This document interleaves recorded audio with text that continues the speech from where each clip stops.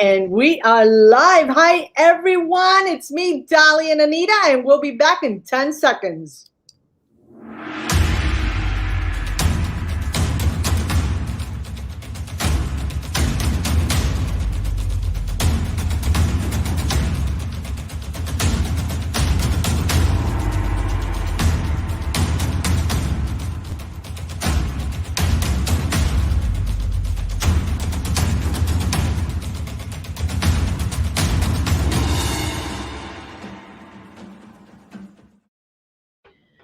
Hello, everyone. Welcome to the DNA Authority. I am Dolly Cortez. And I am Anita Myers. Welcome. It's Wonder Woman Wednesday. Today, we are talking about so many things, but first and foremost, this is the DNA Authority. This is the show that's designed to get your mind to use all the powers within you while embracing all of the powerful resources around you. And today, we are going to talk to you about the power of conversation. And with that, we'll be right back.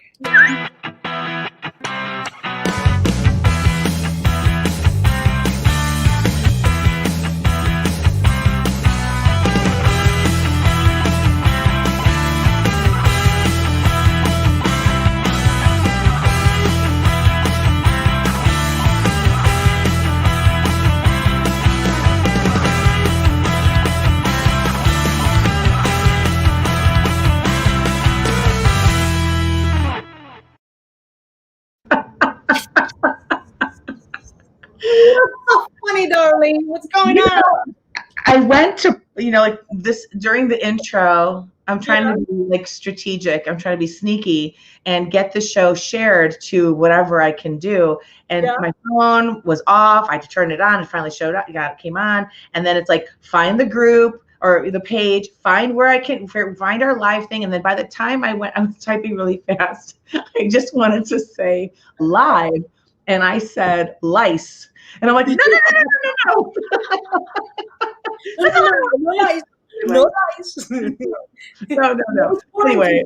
But no lies. Oh, my goodness. I'm excited to be here today. Anita, how are you doing? Goodness gracious. I'm great. I think I'm doing great. I think I'm doing okay. You know how I feel like I'm in Supermarket Sweep. Do you remember that show? Does anyone remember that show? It's a game show called Supermarket Sweep, where you have a cart, you have a list of groceries you need to like grab as fast as you can in the shortest amount of time. And then when that buzzer goes off, you're off and you're like going to the carts and you're throwing things and you're just lobbing things across to get in the cart, and then you finally get through that finish line. I feel like I'm that, but not at a grocery store, just all my tasks. I'm just quickly, because I know that the countdown that we are going through is really to the end of the year. And I have goals. Anita, do you realize you just said the end of the year? We are literally 2 weeks away from the end of the year. I don't even remember that we celebrated Thanksgiving. Like that happened.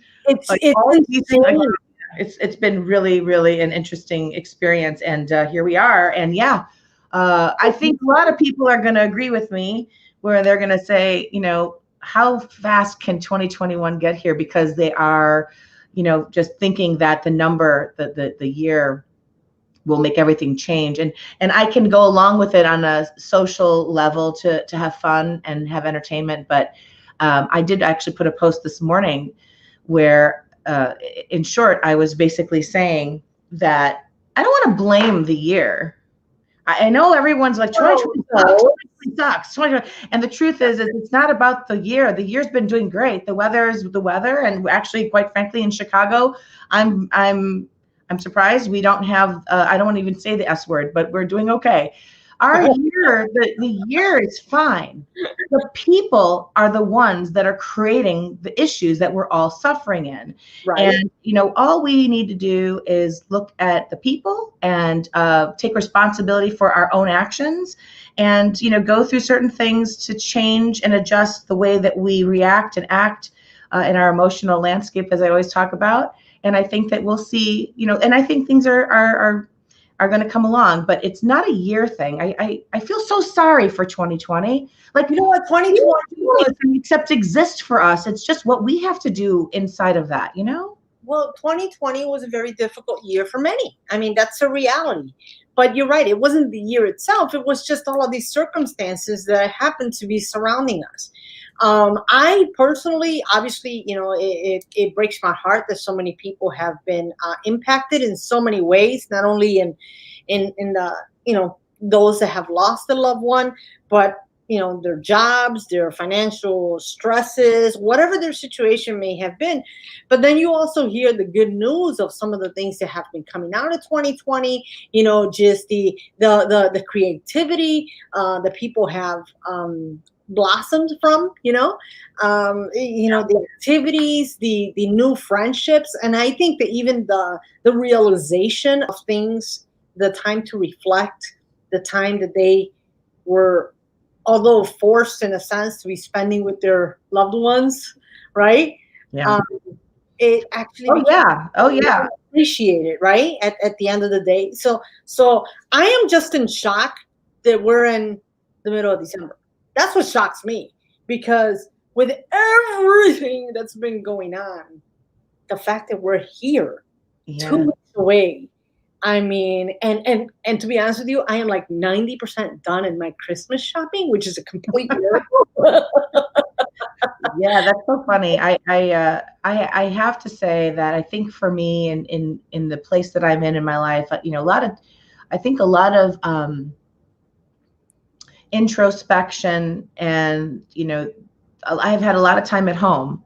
Yeah. Normally I'm out and about. We're all doing meetings. You know that about me. And we all go into these networking meetings, and we have other types of meetings. And I've got my company, what I do, the work that I do, the meetings with that. But I've been home. Many of us have been home. Some of us have just still been working.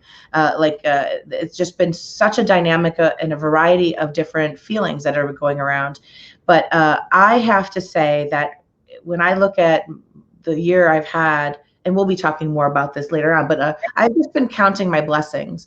I think I've always lived in a sense of gratitude ever since probably 1994, 95. I started, certain things take place. Some of us have to get to a really low place in our lives, and then something happens, something changes the way we look at things, or changes the way we feel about something. And I know that from that point onward, there was a certain way I was gonna behave. There were certain rules of engagement I was going to have. There are certain orders of operation that I started to implement for myself. And I will say this to you, I am truly living in a place of every freaking day I'm grateful. I am just going to count each blessing. I know I share things on Facebook, and sometimes people have called the idea of sharing something that you're so happy to have as a face brag, where you're bragging about your things, being braggadocious. And So, and again, to each their own. I believe that, if we can serve as an inspiration to others when we take hard times, not everybody knows my hardships. Not everybody wants to know my hardships. But, for me, I think I'm always going to strive to find something that I can be grateful for in the moment, in the sentence, in the day, in the situation. And boy, we've had a lot of situations happening. And I have to say, here we are in December. And while I can still tell you that even in my personal world, there's things that are, challenges and, adjustments and things like that. I had to learn how to adjust to it, and it's all coming together. And I think that if we can look at what we can be grateful for, that we're even here still, that it's going to be worth it. It's going to be worth it. We have to push through this. Yep. All the storms, man. I mean, we're from the Midwest, but there's people that are not Midwestern people. Sound like, I'm not trying to sound like we're the better ones, but we just go through all the seasons every year, and we have to adjust to those seasons every year. That it makes us, I think, a little bit more thick-skinned. I might be wrong, but that's what I feel. Well, I tell you, I walked out of my house today and it was snowing. Was it? Yes, it was snowing. It was snowing. I haven't even looked out of my house to even see what's going on. I've been buried in my cave typing. So it's been a crazy day today. It's been like a day of ups and downs and excitement. And I'm like, like my son Danny, he says to me, "Mom, are you okay?" And I'm like, I literally feel like I'm being pulled in every direction. But it's just been it's an amazing day overall. And yes, there was a little snow, so I do have snow outside. That's the thing. When you live in the Chicagoland area, like same time last year, 2 years, we always have the S word. Yeah, that's what I love it. Be careful. I know my friends, anyone who's watching is going to say, "Don't say it. Don't say it, Anita." So I'm not going to say it. I had to stop myself. But yeah, it's pretty incredible that here we are. And like, what is it next week? Is it next week? It's next week. My son is turning 18 this year. Yeah. And he's turning 18.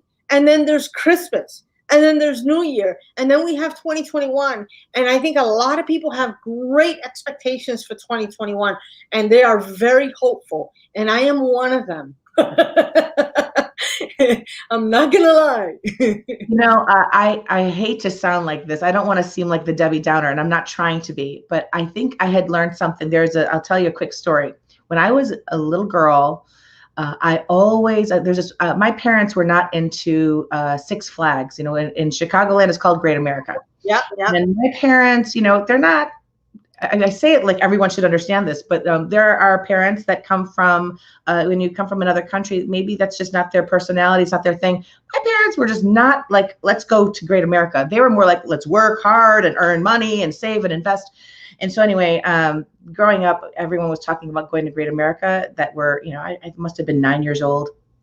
And I wanted to go. And they just kind of were like, no, maybe. Not right now. Let's work on this and that. So anyway, eventually, there was an aunt of my father's side that was going to come and visit. And to me, I mean, I lived in the suburbs of Chicago, and you'd think like we have civilization, but I think because I was in the house so much, I was so excited to have a guest come to the house.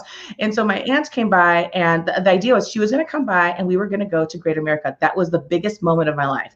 Yeah. And I knew this 2 weeks beforehand. And I couldn't wait. And every day I anticipated and I anticipated. I couldn't wait and I couldn't wait. And then it was like the day before. So she was coming. We were going to go. She was coming on Saturday morning. We were going to go. We're going to go. It's the biggest moment of my whole life. And it was the Friday before where my mom and we met with our neighbor, and our neighbor's like, hey, Anita, I'm going to go for a ride on my bicycle. Why don't you hop on the back? This is a father. And I'm like, sure. What do I know? So and I said, where am I going to sit? It wasn't like a 2-seater bicycle. It was just, I had to find a way to sit there. And he says, just put your feet on the little handlebars. I mean, the pedals. No, there are no pedals. He was pedaling. It's the wheel, and it's got the thing, the thing, the on the wheel, that thing. So anyway, I'm like, okay, there was nothing available for me. I had to put my feet like on the, I don't know what the word is. The little, someone's going to tell me what that is. That. And we went for a ride, and there I am with my feet in the middle of where the wheel is, the center of the wheel. Yeah. And he hit a bump.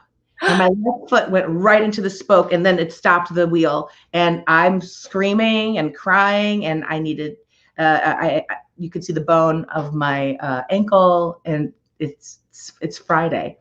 Oh, Saturday. I had already gone to the doctor, to the hospital. Came back. I'm in bed. I'm crying. My aunt shows up, so we can go to Great America. Can't go to Great America. What's the moral of this whole story?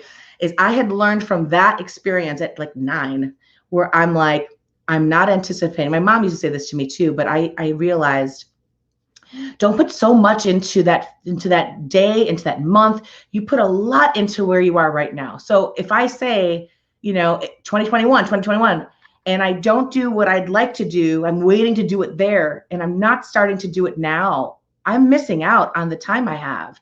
And so that's how I've been. That's why I like to get a lot of things done like yesterday, instead of waiting till that day comes, because we don't have a clue. It's an illusion right now until we actually get it. You know what I mean? Yeah, no, I completely agree. Hey, so Anita, I know we're going to have a very special guest coming up in just a couple minutes. I know because he's truly amazing. Let's take a quick break, and then when we come back, we're gonna show you a very special clip before we bring the guest on, because I think that it's really truly special. So we're going to take a quick break. Anita's going to say a few words after the clip to introduce our guest, and we'll go from there. Okay?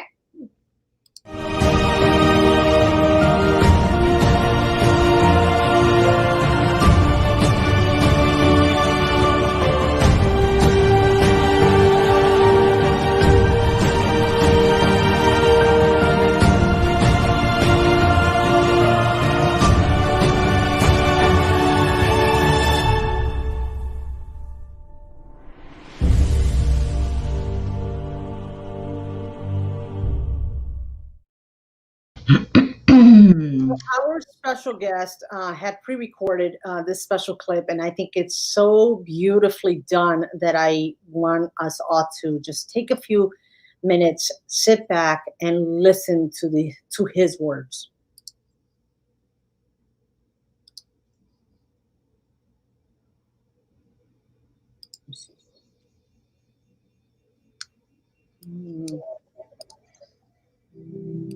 Hey, I'm about to head out. Before I go, I was hoping you would do me a favor, and it won't take very long. I don't think. Can you love yourself for just 10 seconds? That's it, just 10 seconds. Can you love yourself no matter what the marks on your arm that you gave yourself say? Can you love yourself no matter what the cruel words that he might have offered to you that have now nested in your ears? Can you love yourself no matter what the crooked mirror reflects back to you? Can you love yourself no matter the stack of yellowing bills growing dust on your counter? Can you love yourself despite the fresh clump of hair resting in your shower drain? Can you love yourself despite the matching holes in your heart and in your favorite shirt? Can you love yourself no matter what the creases in your face that weren't there yesterday or what the scale in your bathroom says about you? Can you just love yourself for 10 seconds, no matter what? Don't shake your head. Just look at me and allow for 10 seconds of remembering of how truly lovely you are. That's it. Just 10 seconds. Go ahead. Give it a try. Take a deep breath. I'll count for you. 1. Your name is the first word of somebody's favorite sentence. 2. You are the trembling cocoon just ready to burst into colors that nobody has ever seen before. 3. You are perfect right now as you are. Yes, you are. You are perfect right now. Your scars are what make you beautiful. 4. Your tears are shaped like seeds for a reason. They are growing your new Eden, one drop at a time. 5. The holes in you have become a wind instrument that plays your redemption song. 6. You are not your past crimes, your sins, your mistakes, or your failures. You are the rising fire. You are the resurrected heartbeat. You are the reborn tigress. You are the reclamation of purpose. You are the baptismal river. You are the same untouched soul that you were on your very first day. You are still who you were born to be. 7. You are a pastel-colored wildflower growing in the cracked sidewalk. 8. You are what the angels write about in the trees. 9. You are in the middle of your story. This isn't your end. This is just the part of your story when you're facing the dragon. The despair you are feeling right now is just limited to this one page, and there are so many more pages to come. There are so many more new words that are ready for you to read. Each page of your story smells like morning rain. There is so much more of your story left to be told. And I know your final chapter will someday be called How I Became a Wind Chime in the Storm. 10. You are eternal. Everything else is temporary. You will outlive your fears. You will outlive your anxieties. You will outlive your suffering. When everything that is troubling you has reached its expiration date, you will keep going because you were lit long ago to never be put out. Everything else is temporary. You are eternal. You are eternal. You are eternal. There. Okay, we made it 10 seconds. 10 very, very long seconds, apparently. Could you love yourself for that long? Should we try it again? This time you count to 10. And with every second, remember the truth of who you were and who you were created to be. And say it out loud. And honor your existence and fall in love with yourself all over again. 1, you are beautiful. 2, you are beautiful. 3, you are beautiful. 4, you are beautiful.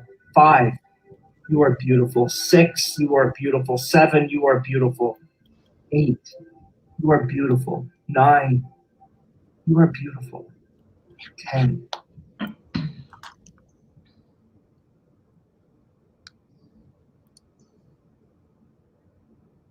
Wow.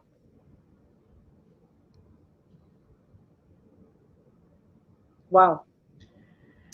Would you like to introduce our guest? No, hold on. You know, so you have to. The first time I heard that, I couldn't contain it. I told you earlier, before the show started, that it just had me in tears. It was so, I can't explain it right now. We don't have the time. But it really touched my heart to hear how he said it with so much feeling, so much emotion. And there's a lot of logic and truth into what he was sharing. Gosh, the poeticness was amazing. But even listening to it now, I'm like, oh no, don't get emotional right now. Just hold on a minute because you have to talk. But it was really, it's so wonderful. And I hope everyone gets to see this show and hears the video that you just shared, that he shared earlier on today, I think last week. It's just beautiful. I just love it so much. But the author, I'm going to introduce you to this author, and he's my friend. His name is John Roedel. I want to tell you a little bit about him before we get him on. John Roedel began posting on Facebook about his ongoing faith crisis in 2015. What began as a flippant way of making light of his doubts in the divine turned into something he wasn't at all prepared for. God wrote back. Since creating the popular Hey God, Hey John blog on Facebook 3 years ago, John has tackled such topics as his journey to mental health wellness, his lack of faith, the joy and pain of raising a child with autism, and grief, all in the form of a simple conversation with God. This is a dark night of the soul for modern times. It's 544 pages of a journey from doubt into hope, where the reader will start to feel like each entry was written just for them. This is the author of this book called Hey God, Hey John. It's John Roedel. Let's get him on board. I love it. I want to do this to you after that video and your words. John, hello. Hello, everybody. So excited and grateful to be here. Yeah, and no bowing down. I have 3 teenage children, and they keep me. Yeah, there's no one. I'm humbled every day. So no, I'm just. Yeah, no, they humble me by the second. I love the words that you shared. They were so beautiful. I could sit and not take it apart, but like highlight each one for days, because they're so meaningful. But for this moment right now, if you don't mind, if there's people that haven't gotten a chance to look at your book or even know who you are and are seeing you for the first time, would you mind sharing a little bit about who you are? And I mean, I've got 15,000 questions. We'll try to narrow it down to 3. We'll ask you some questions too, but just, how did you get started in this? Tell us a little bit about yourself. Okay, yeah. First thing you should know about me is I'm one of the 9 people that live in Wyoming. There's just like a handful of us, and so I'm going to every time I do one of these, I always worry. So Wyoming's known for a lot of things. One of the things we're not known for is technical infrastructure. So if I freeze or bow out, just know that I'm going to be scrambling to get back in. I got to get the hamsters back on the wheel underneath the house and get electricity and everything moving back to where it should be. Okay. So I always like to preface that. Yeah. If you were to ask my English teachers or college advisor or anyone who ever had to work with me academically, I'm a very unexpected writer. It wasn't something that I ever thought or had like a drive for as a young person. I wish I had a better story where, people talk about they knew at age 6 they wanted to be a writer and connect with the world. that wasn't really I kind of stumbled into this accidentally. I have a pretty small skill set. I can eat spicy food and I can make risotto, and I didn't really have like a career ambition or job. I've been here in Wyoming. I've worked at our family, had a pharmacy that was open 115 years, and I kind of worked there for years, and then it closed, and I didn't really know what to do with my life. I was kind of untethered to things. Yeah. And I had a college degree that was communications. That didn't really mean much. So in about 2015, 2016, I just found myself in front of a laptop. And so one of the things I do is I perform comedy improv with a group of people here in Cheyenne that we created a little comedy group. And so one of the things I like to do, and the only thing I was really good at in school, was trying to make people laugh, and not in like I'm not that funny, but it was the one thing I could get on a cafeteria table and do an impression, or eat something ridiculous at lunch and make people laugh. So I thought what I would do in 2015 was I just started typing kind of fun conversations between me and God. I was reading a bunch of self-help books and like self-transformation books where everyone was giving me these answers of how easy life could be if you just followed these 15 steps.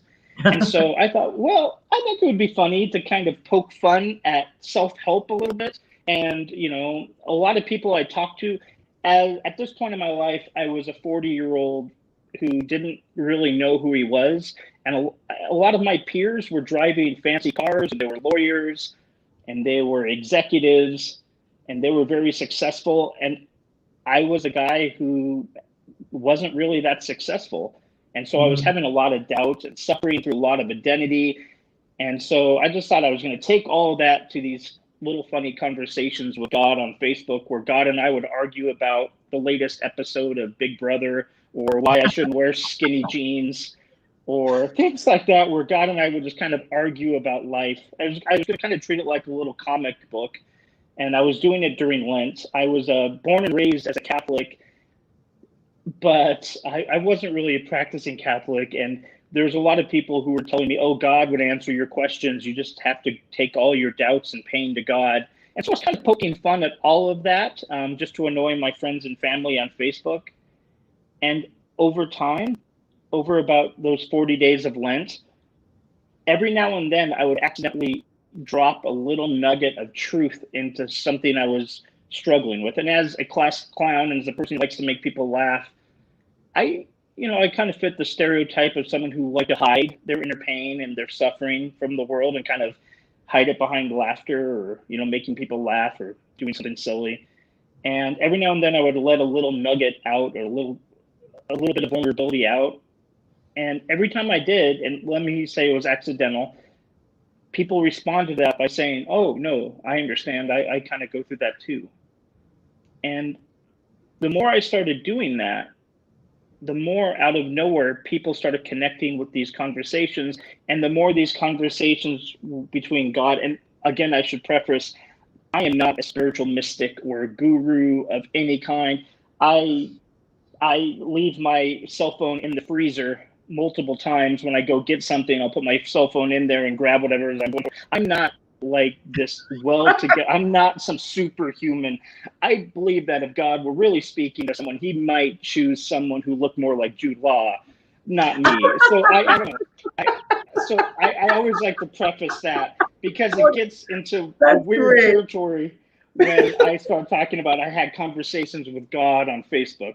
And so these conversations with God and I started talking about, my experience with depression. And I started talking about my experience with doubt and confusion, and how everyone else in the world seemed to have their lives together. But here I was on an untethered balloon just floating around. And it turned out a lot more people were experiencing what I was experiencing. John, if I can interject here. Please. First of all, yes, you're a funny guy. I love it already. First time we meet, and it's a pleasure. I'm really enjoying this visit to our show. But So it's interesting because so I don't know, you probably don't know this, but I'm a publisher actually. So, Mhm. listening to you about, that's not something you were planning on doing, writing and, becoming an author. But then I have this video that we just played. And I mean, I think that, Anita has not stopped raving about your book. She really hasn't. She has just spoken so highly of it, and she really, truly admires it. Um, you just said some of the topics that you were sharing, there was that nugget of truth in there, and you're connecting with individuals.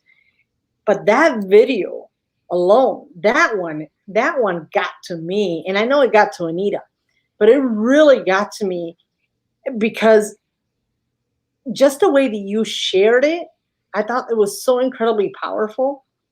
Um, the words behind every statement, just the fact that even let's start with 10 seconds.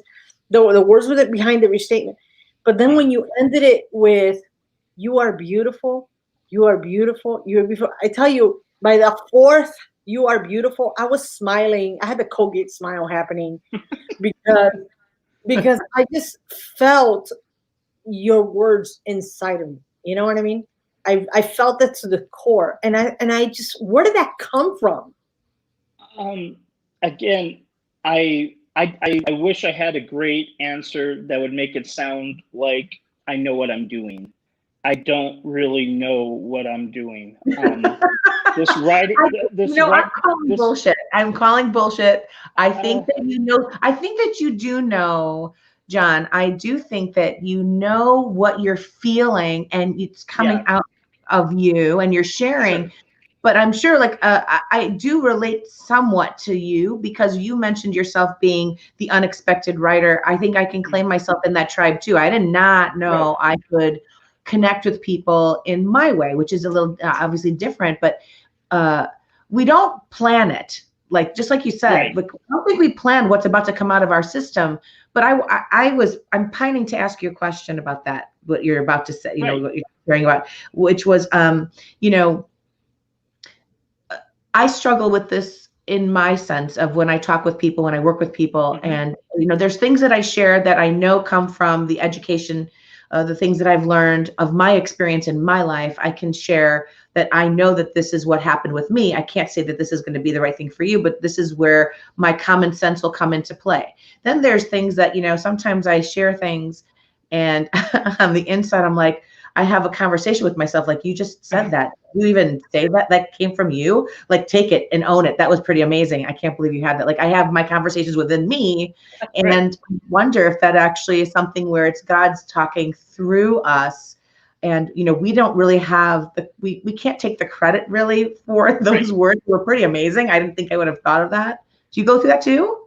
Oh, absolutely. And like I was saying, I really don't like when I sit down and write something. When I wrote that piece, I wish I could tell you a story that I was sitting on a beach and like a dove flew overhead and a bolt of lightning struck and this rainbow started speaking to me. I think because that would be Sure. pretty cool and you'd probably assume that I'm on mushrooms. But what my experience has been is it's like I said, I do improv. It's one of the things I love, getting on stage and not really knowing how anything's going to go. When I sit down and write something, I don't really know what I'm going to write. And that's certainly what I learned during those conversations with God and Hey God, Hey John. I just kind of sat down and I just said, this is how I feel right now. And then I just sit in that emotion fully, as if I have a little visualization I do, or whether it's happiness or sadness or grief, which is all emotions wrapped up into one. I just kind of sit and I pretend I'm laying in a river of it.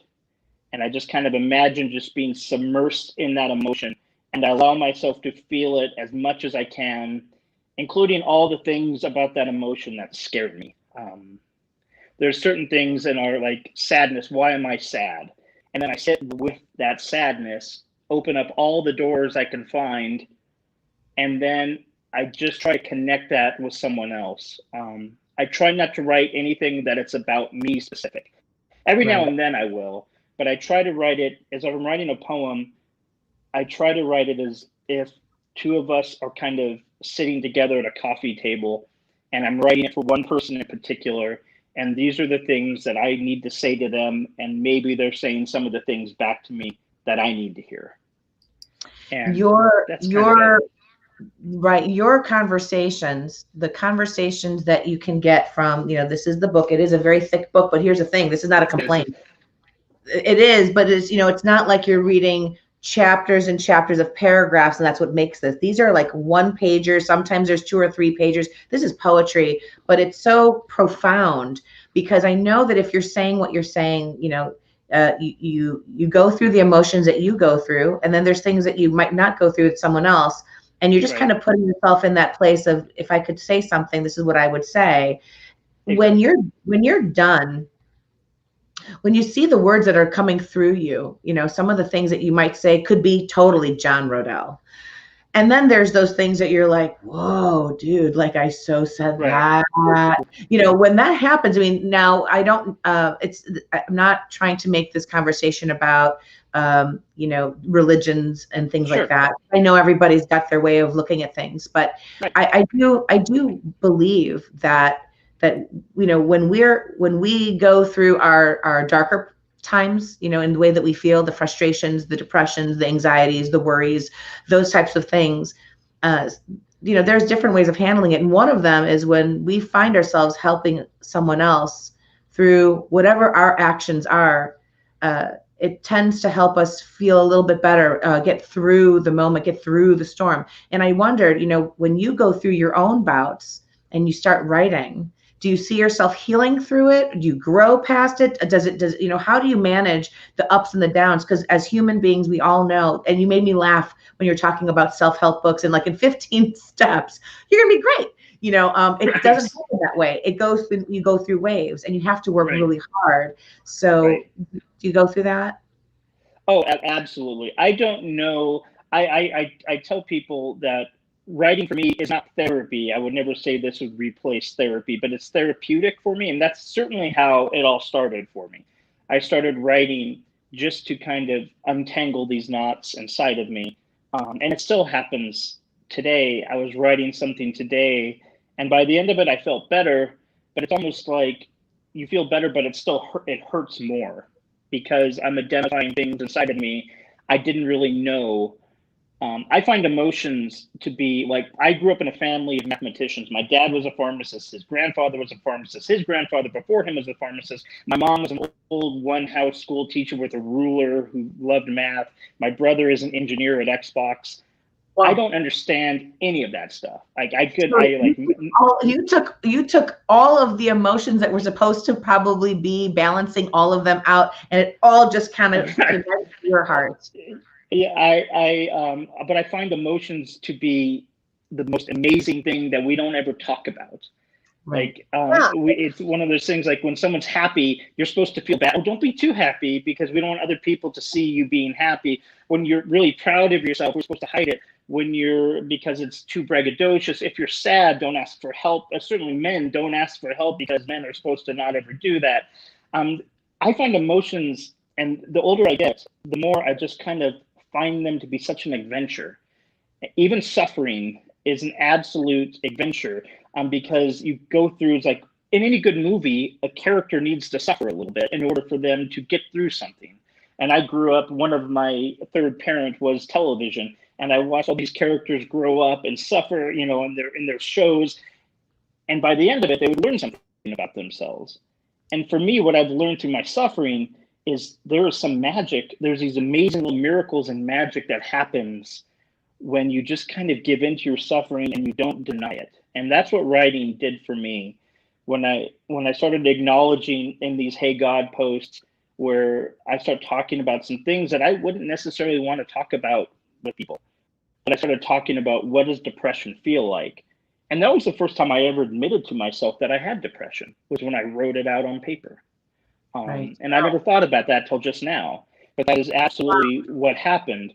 Was there these emotions and things I didn't understand. It was an algebra I couldn't crack until I started just pouring my heart out to it. And then some would say, why would you be so crazy enough to share that on Facebook? Because there's a whole different step. Why not just put that in a shoebox under your bed? And there's just this compulsion once I heard that people, certainly when I started writing about raising a child who was living with autism, I connected with a lot of other parents who said, oh no, I feel that same way too.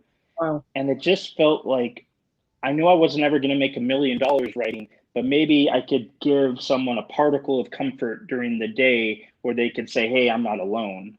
And that sounds like, that's absolutely the truth. I share these posts on Facebook.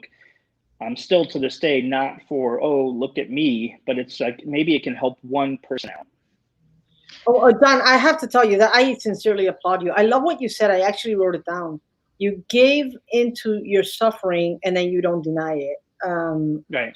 I thought that was so incredibly powerful because that's when you really owned it. Right.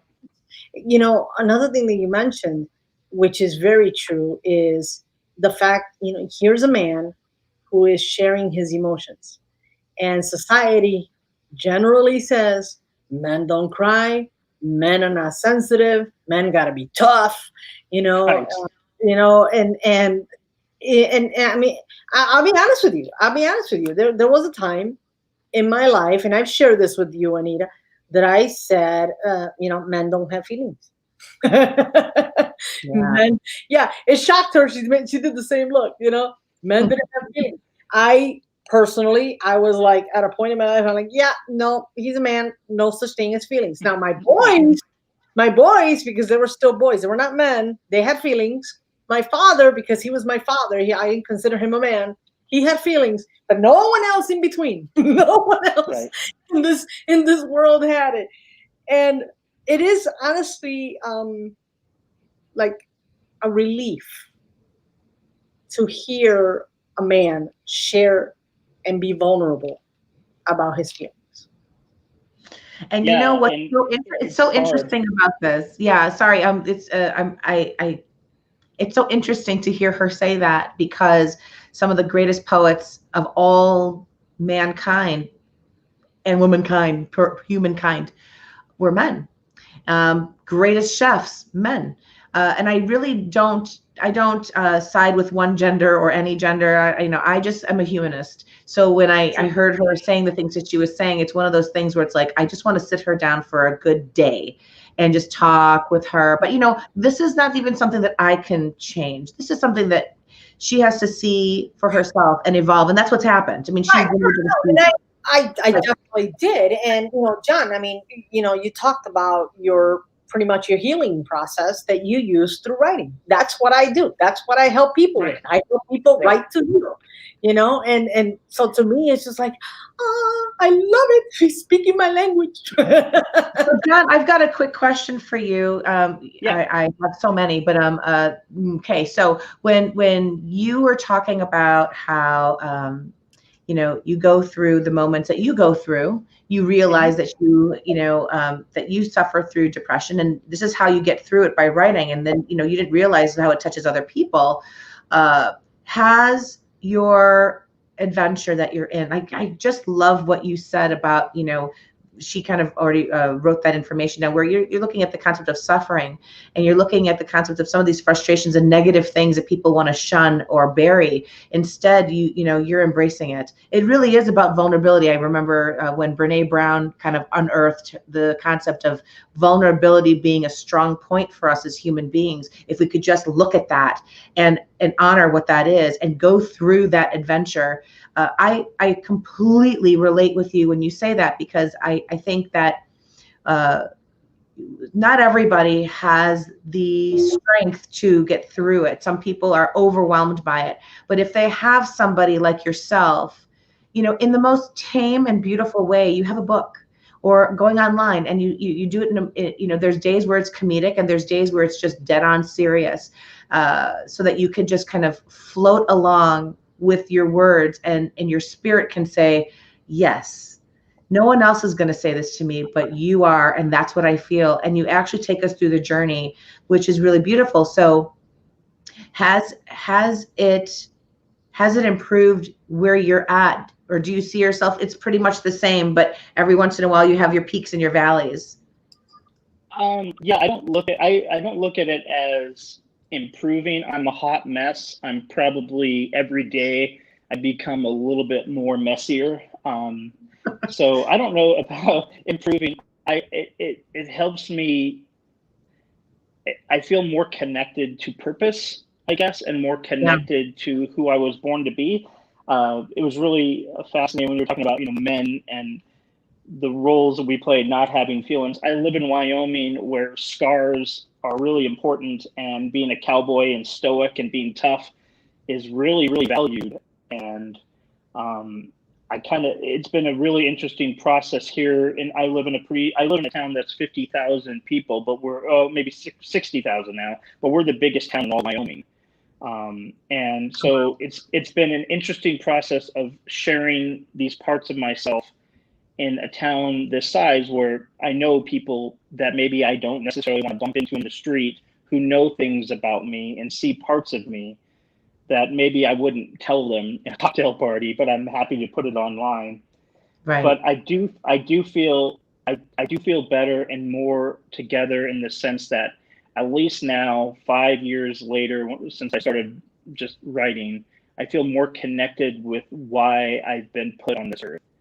Yeah. And again, I don't consider myself a spiritual master at all. I mean, in these conversations with God, I'm very, very careful. I don't put any dogma. I'm not an evangelist. Even in my poetry, I am not trying to teach anybody or convince anybody of anything, other than how you feel is important and how you feel matters. God is always just God. I don't put any pronouns to God or put any identification to God. I have a lot of atheists who follow the Hey God blog, and they write and say, hey, God is my consciousness, and that's great for me. I'm not trying to teach anybody anything, other than the fact what I've learned over the last few years is our emotions are so important, and they're so fun, and just kind of jump into it. And even when it's awful, just embrace it. I love the way you said all of that. I just want to go back and, when this is all over, I'm going to replay and just listen to it again, because I believe that that's the purpose for myself. I feel like that's something that I'm noticing more and more and more. My world is about emotional intelligence. When I think about how a lot of times, we have a purpose for having intellectual conversations. There's a time for that, obviously, but there's not a lot of emphasis put on feelings. And so when you write in your words, when anyone here that's watching this show that gets this book, you need to get the book. It's called Hey God, Hey John. And when you look at each page and how it kind of it unfolds, whatever that feeling is, and it's not all the same. Everything could have humor.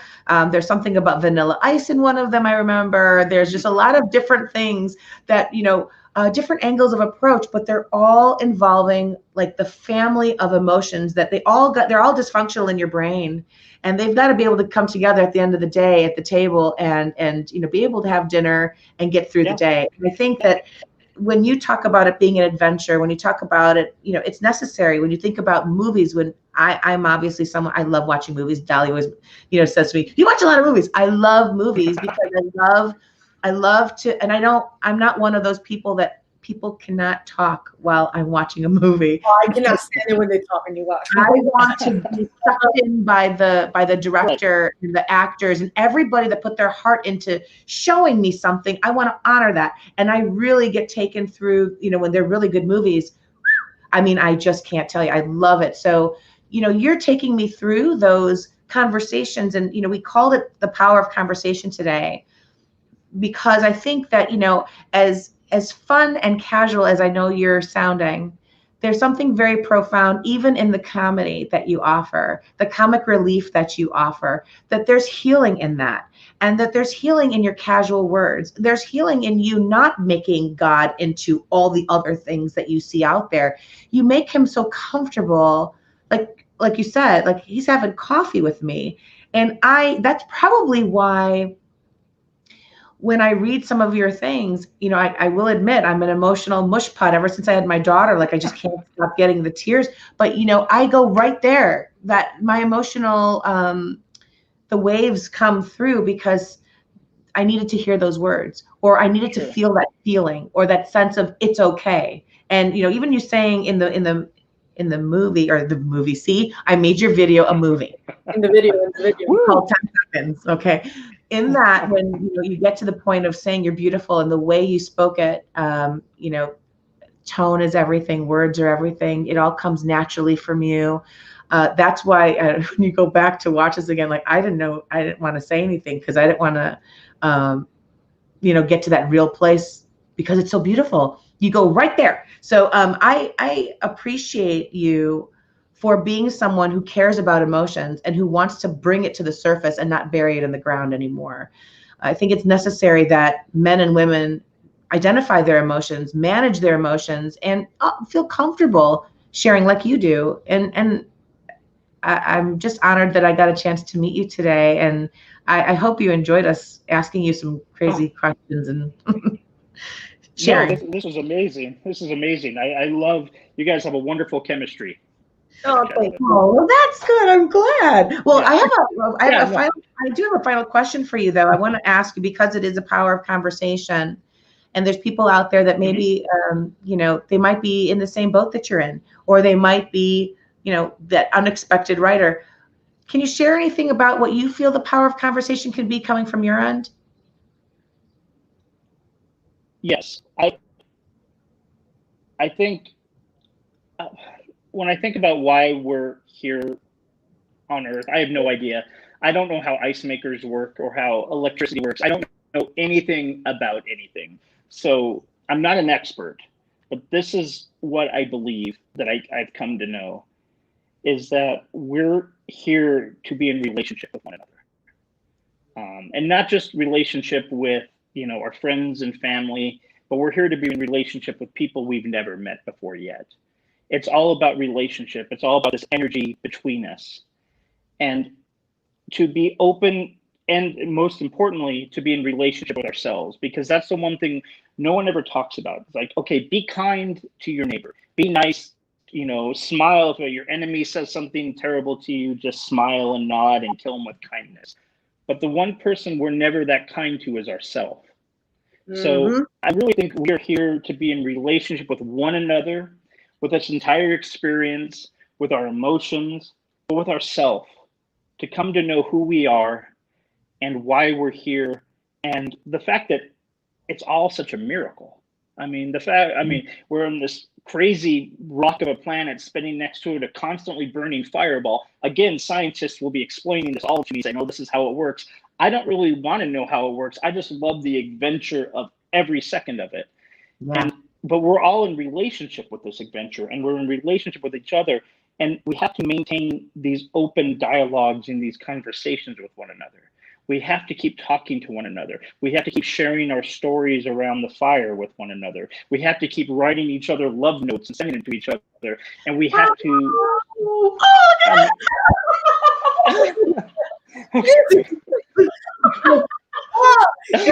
You said something.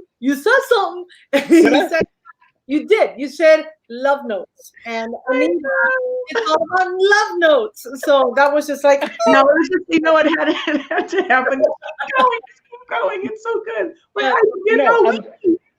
it's perfect. I'm just saying, it's all. When I heard the topic was conversations, and when I wrote these posts, "Hey God," or when I write poetry, it's all. I'm not an expert poet. I don't know about syncopation and haikus how many. I just write it all conversationally. I try to write everything conversationally, which my 9th grade composition teacher would be like, "That's the worst thing you can do."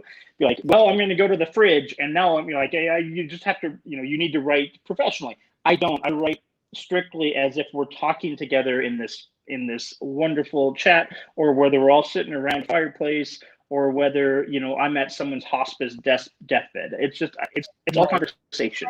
You know what, John? At the end of the day, that is really what comes across, because it is authentic, it is genuine, it is heartfelt, and in my opinion, that's the best type of writing. That's the best type of writing. John, it's been a pleasure having you here. Oh. We sincerely appreciate you coming and joining us. I would love to have you back in the near future. I think the book. I gotta get that book. It sounds phenomenal.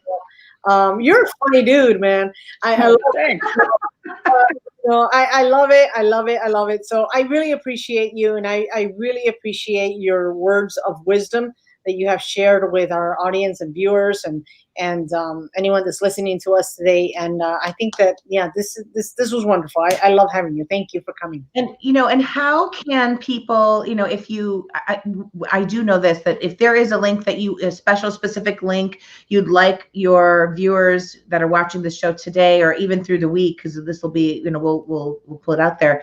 If you want them to reach your book, to get your book, I believe it's on Amazon. There may be other places too, but if there's a specific link, let us know. If not, if it's just on Amazon, let us know. You can share it in the show at the end in the comments. Is there any other way that they can reach out to you if they have any questions, or if they want to get any more? Is there anything more coming up in the future? Yeah, I mean, I have a couple of things I'm working on. There's a second Hey God, probably a second and final Hey God, Hey John book that my poor editor who helped me through. Imagine being the editor to help someone compile. I have like 2,200 of these conversations, and so the poor editor. She's poor lady. Have to send her some wine after just talking about her, but she'll hate that. But there's that. I have I'm working on a book of little funny essays. David Sedaris is my hero, so I like to try to copy him. So I have some little funny David Sedaris like homages. But I created a website recently called johnroedel.com. There's stuff there. You can link to books there. And then every day on Facebook, I'm posting and I'll put my link to my personal Facebook page, which I treat like a national park. People can come and go, leave litter, I'll pick it up, whatever. And people can come, and I post every day. I try to post something new. You do. I read 6 or 7 times a day. Yeah. Well, I'll be following you. I'll be a silent stalker.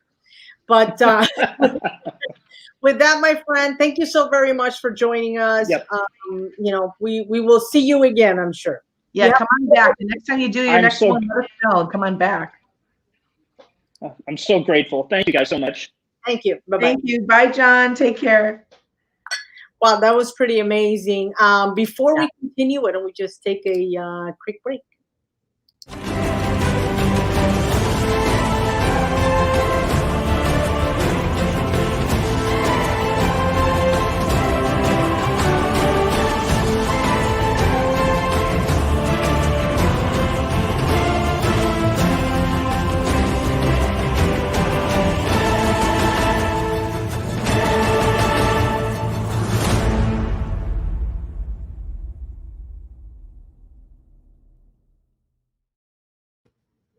That was great. That was great. So, I loved him. Don't you? I do. He's wonderful. That's why, and the funny thing is for anyone who had no idea, how did I come across meeting someone like him? When did that happen? And the interesting thing was our guest coordinator, our friend, Debbie Jimenez, she had posted this wonderful poem, a poem that, had really great words to it. And I was reading it and I was so taken by it. And then yet I saw the image that was underneath it. It came with an image. And I realized, I'm like, the image didn't make sense to what was said in the poem. Okay. And so when I saw it, I thought, I kind of went through this whole emotional experience where I'm like, oh. And then I saw the image. I was like, oh, no, that's not. And so it bothered me. This all happened in split seconds here. It bothered me. Like, that didn't even match. Why is that even there? So I loved the poem so much that, when we are attracted to something on Facebook or, whatever it is, you click, and you're like there. You find all your information as quickly as possible. That's the beauty of the technology. And so I started clicking really quickly, and I left the social media platform, went to the internet, and I looked up, found that, his poem, when I told him this, his poem was wrongly shared by people, and even with the wrong author. It got back to actually his page when I finally researched and found him. And the thing is I just went through an adventure for something that didn't seem right, and I had to make it right. And when I found out that this is the person that actually owns the right to the poem, I saw Hey God, Hey John. I'm like, oh my gosh, he has a whole page. I must talk to him. So I went through Messenger and I said, you don't know me, I don't know you, but I got to tell you this is what happened. And I want justice. I want justice for this guy. And he was the sweetest person in his response. And, when I realized that he actually had a book out, I said, I'm going to get that book because I was so captured by that one poem. And I got the book, I started reading it, and I said, I've got to make this part of my, I have an online book club. Every quarter I do an online book club. And I said, you know what? I need this to be part of my online book club. I planned to do it this year, but with so much going on and so many different schedules and a lot of demands are different, I said, let me wait this out. Let's do this in 2021, first quarter. This is going to be the book, because I really think learning to have conversations, seeing how these conversations take place as you look through these poems, it's just so casual and yet so profound. And it's so needed right now, because what you just heard him talk about was we neglect the incredible beauty of all of our emotions. And if we could just tap into those moments and have, like, for me and what I do, once a week, we're going to cover it. We're going to cover different parts of it. And, it is really about healing in areas that needed healing, and also looking at some of these moments as adventures more than, awful things that just ruin life. They actually enrich us and they make us grow in character. So, one thing I got John to come on board here. I was really excited. I'm so grateful that he did. I appreciate you finding him and stalking him and bringing him here and having them. It does sound like I stalked him, huh? A little bit. No, but what I want. Hey, you know what? And you're a woman that knows what she wants and she goes out and gets it. That's you're proud of you, and you do. But Anita, as always, it is an absolute pleasure to chat with you on our weekly show. I really have an adventure with you every single time, and I really sincerely appreciate you, and I am grateful for you, and I absolutely adore you. So with that being said, thank you for everyone. Thank you so very much for joining us again today at the DNA Authority. We'll see you next week. Bye.